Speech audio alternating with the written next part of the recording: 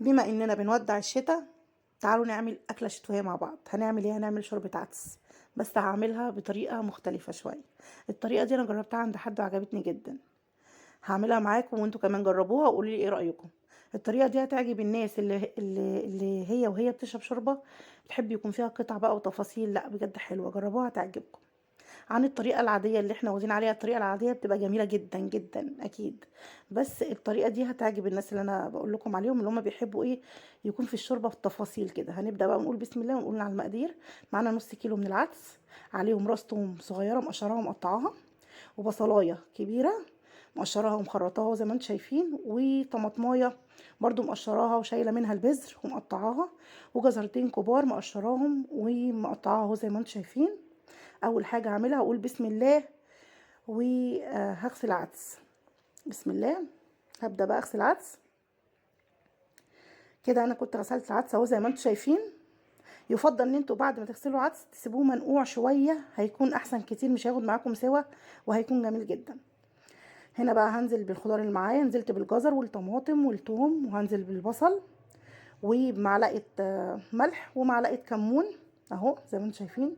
الملح والكمون ما كانوش راضيين ينزلوا من الطبق، بس في الكواليس انا بتعامل يعني.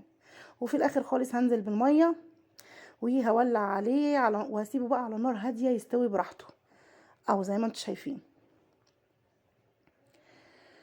لا اله الا الله، صلوا على النبي يا جماعه.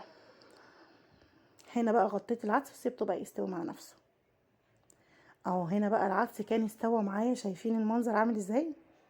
هبدا بقى اقلبه اهو زي ما انتم شايفين. المفروض بقى ان احنا في الطريقه العاديه بنضرب الكلام ده في الخلاط. لا احنا بقى هنسيبه كده، هيعجب الناس اللي بتحب يكون في الشوربه قطع كده وتفاصيل. لا بجد حلو. العدس عامه بيبقى حلو في كل حالاته يعني.